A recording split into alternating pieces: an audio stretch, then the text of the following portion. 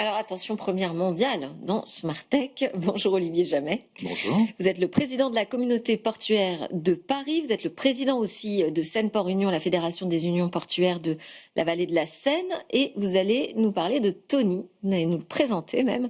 Le tout premier bateau passager au monde qui a été imprimé en 3D, qui propose une conduite autonome, qui est durable, 100% électrique. Alors, quelle dimension, juste qu'on se rende compte un petit peu de quel type de bateau on parle? Le bateau fait 9 mètres par 3,50 m et à l'époque où on l'a imprimé, c'était peut-être le plus gros objet, en tout cas le plus gros bateau en impression 3D. Et donc, quand on est devant, en fait, c'est quand même assez imposant. Oui. Et alors, c'est toute la coque qui a été imprimée en 3D. Jusqu'où vous êtes allé dans l'impression 3D? Alors, la coque a été imprimée en une seule fois. On pensait au départ la faire en 2 fois et en fait, c'est un seul morceau. Donc, Ok. c'est ça, en fait, qui constitue aussi un Je serais rotor. curieuse de voir la machine, hein, de voir l'imprimante. Ben, c'est un grand bras, en fait. C'est un grand bras qui injecte de la matière et qui, donc, toute la technologie de l'impression 3D, elle réside dans la température de la couche inférieure par rapport à la couche supérieure. Moi, j'ai appris en construisant ce bateau et donc la première, la taille du bateau déjà, et puis un bateau à passagers en impression 3D, ça n'existait pas. Et c'est pas dangereux? Ça reste solide? Qu'est-ce Bah que non, vous avez moi je choisi navigue comme dessus. matériau?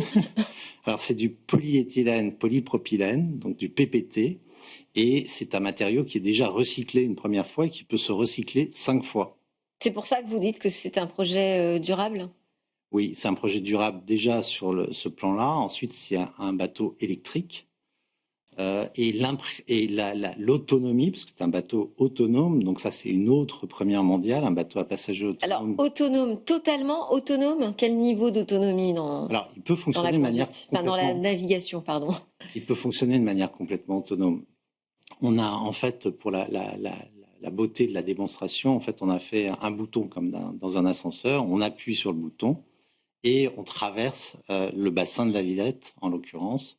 Donc, Donc, toute petite traversée, pour ceux qui ne sont pas parisiens et ne connaissent pas le bassin de la Villette. 70 mètres. Oui, voilà. Donc, Très on passe raisonnable. d'un quai à un autre, a priori. Le seul risque, c'est quoi? C'est de croiser... C'est il y a amusant un parce peu de que navigation, cela dit, alors maintenant, sur ce c'est bassin. amusant parce que le bateau, lui, il va lui-même jauger les risques et donc Ouais. il y a 2 risques amusants que je peux vous citer, c'est la neige. Donc quand il neige, Ah, il comprend pas forcément du premier coup à que cause de c'est la pas un mur, luminosité, ouais. non, en fait il y a un obstacle devant lui parce que le rideau de neige en fait Ah oui. constitue un obstacle. Et puis il y a les feuilles à l'automne, typiquement les feuilles sur l'eau, si elles constituent un amas. Il va considérer que c'est un obstacle. Donc il faut lui apprendre. Voilà. Donc dans l'autonomie, alors vous me disiez, est-ce qu'il est complètement autonome? Oui, il est potentiellement complètement autonome. D'ailleurs, il peut s'amarrer d'une manière autonome et se charger d'une manière autonome. La prise permet en fait par induction de se charger sans intervention humaine. Ok. Maintenant, il n'est pas autonome dans les faits, c'est-à-dire qu'il y a toujours un équipage à bord pour pouvoir assurer la sécurité dans un premier temps, mais il est techniquement Un équipage capable de de faire. combien de personnes? Alors là, c'est un bateau qui fait moins de 12 passagers, donc on a juste besoin d'un capitaine. D'accord.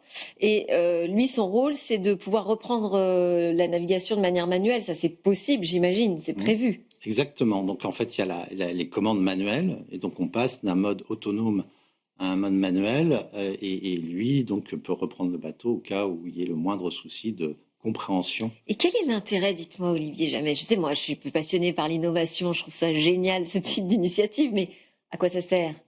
Parce qu'aujourd'hui, des petites navettes Ouais, comme ça, avec une personne en plus derrière aux commandes au cas où. Ouais, mais ça sert à plein de choses. En fait, il faut pas alors, il faut le voir d'une manière non pas défensive, c'est-à-dire dire, ben, on va se séparer de pilotes et de se séparer de compétences humaines. Bien au contraire, il faut le voir d'une manière offensive. Donc, en fait, typiquement, dans les réflexions sur l'autonomie, il y a la possibilité de télépiloter. Donc, le même pilote pourrait être assis derrière des écrans et en fait piloter plusieurs bateaux, ou en tout cas surveiller plusieurs bateaux. C'est un peu ça le sens de l'histoire. Parce que vous Dans un imaginez premier quoi? temps. C'est ça, dans ce projet, derrière, quel est l'objectif? C'est Ouais. pas juste uniquement pour la Villette. Alors déjà, la navigation fluviale en soi, c'est quelque chose qui est très à la mode parce qu'en fait, c'est écologique. Ça permet de transporter des volumes aussi importants, plus importants que sur la Oui. route, et de soulager les villes. Donc on s'inscrit dans une logique générale qui est intéressante.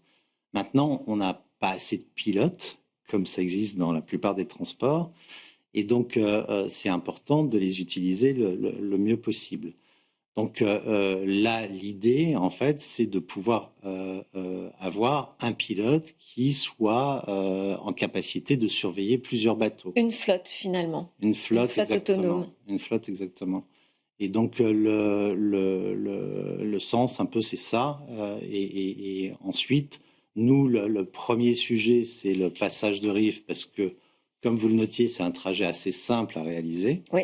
Donc, on commence par ce qu'il y a de plus simple, et puis ensuite, ça sera de plus en plus élaboré. Mais on se pose la question, par exemple, d'une alternative par rapport à des franchissements qui pourraient être des passerelles, des infrastructures, où là, il y a toujours une notion environnementale, une notion de délai, une notion de coût, alors que le bateau, vous l'avez en quelques semaines. Eh bien, Olivier Jamais, on suivra ça avec vous. Vous nous tenez au courant. Je rappelle, vous êtes le président de la communauté portuaire de Paris. Et donc, derrière ce projet, c'est même plus un projet, hein, puisque ça y est, il y a un vrai démonstrateur, en tout cas, de ces nouvelles mobilités fluviales. Merci beaucoup d'avoir été avec nous. C'est le moment de notre grande interview où on va parler d'IA générative et de leur manière de manier le verbe et le langage.